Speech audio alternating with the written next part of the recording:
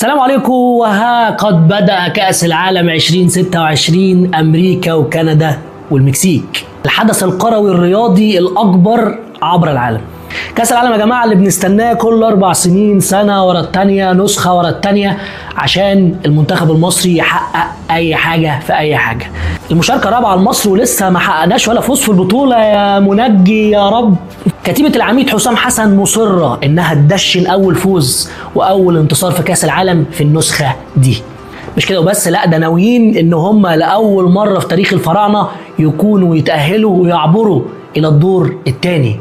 ولما لا المضي قدما ونتطور ونوصل لأبعد إن شاء الله يا رب، طبعا لأبعد دور في كأس العالم لو بطلنا نحلم نموت يا صاحبي. بس الحقيقه هل احنا نقدر ولا ده كلام بلوجر بقى وناس قاعده على اليوتيوب فاضيه مش لاقي حاجه تقولها؟ والله يا سيد الفاضل بالورقه والقلم والمعطيات فاحنا نقدر نتاهل للدور الثاني من كاس العالم. طب يا عم حسام انت جاي تقول لنا ايه النهارده؟ انت عايز مننا ايه؟ انجز. اقول لك والله يا حبيب اخوك انا جاي اقول لك شويه تعليقات على ماتش البرازيل واديك روشته توصلها للعميد قبل ماتش بلجيكا.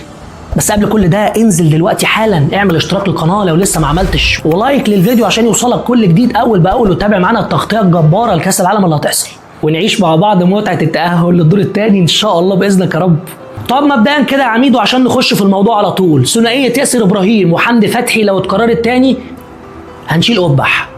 تاني حاجة احنا ما عندناش لعيب كورة مبتكر في نص الملعب يا جماعة، ما عندناش اللعيب اللي بنقول عليه بالبلدي كده لعيب صايع كورة، لعيب يقدر يحل اللعب ويلعب تحت ضغط ويعمل باصات مفتاحية تحرك الدنيا وتنقل الملعب من الدفاع لوضعية الهجوم.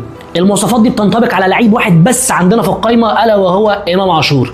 امام عاشور اللي كان المفروض يبقى بديله ناصر ماهر اللي قدم موسم ممتاز جدا في الدوري المصري، ولكن ابى حسام حسن ان هو يضمه للقايمة، وجهة نظره وتحترم.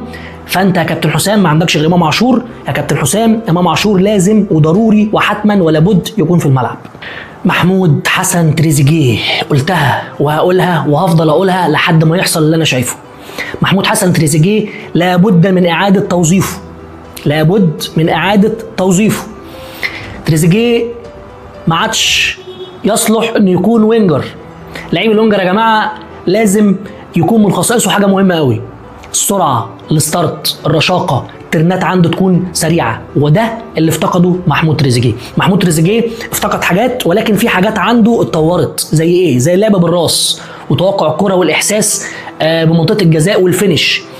محمود تريزيجيه اتطور جدا على مستوى القدم اليمين والشمال في التسديد على المرمى والتسجيل، فلازم يحصل له اعاده توظيف ويتصنف يا اما مهاجم تاني شادو سترايكر يا اما مهاجم صريح. فانا بشوف ان حاليا دور تريزيجيه في المنتخب ان هو يكون بديل لعمر مرموش، او لو هتلعب ب5-3-2 فتريزيجيه يكون هو البديل الثالث بعد صلاح ومرموش. هتلعب 4-3-3 يبقى ابراهيم عادل يبقى في الملعب يا معلم. عمر مرموش وابراهيم عادل لازم نلعب جماعه شويه يا رجاله. فتوح يا جماعه راجل مزاجنجي لازم نراقب عليه كل ماتش عشان نشوف النسخه بتاعت فتوح في ماتش اسبانيا. مصطفى شوبير انت اخويا يا اسطى، يا اسطى انت بجد اخويا اقسم بالله.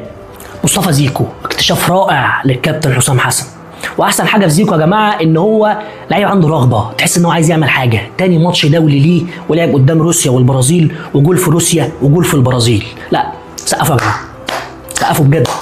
بس في شويه حاجات لازم تتصرف فيها يا عم زيكو. استلامتك في الكوره تحت ضغط وحدتك في الاحتكاكات وسرعه التصرف بالكوره لازم تتحسن بشكل ملحوظ يا عم زيكو. انا عارف ان ده اللقاء التاني ليك، بس ان الحاجات دي بتيجي مع الخبرات والاحتكاك والتجربه، ولكن توليت يا صاحبي لازم تتصرف. عمر مرموش وابراهيم عادل كره القدم لعبه جماعيه فيها 11 لعيب، العبوا بسرعه. بص يا ابو صلاح انا عارف وعلى يقين انك انت هتلعب وهتموت نفسك في كاس العالم. مش هقول لك بقى عشان كاس العالم وانك هتكتب تاريخ مع المنتخب وان انت في كاس العالم فرصه جامده جدا لوجهه كويسه لنادي كويس بعد كاس العالم، ولكن انا اعتمدت ان صلاح ما بيهينش نفسه عشان ما يتصابش، وان مع بدايه صفاره البدايه قدام بلجيكا صلاح هيموت نفسه.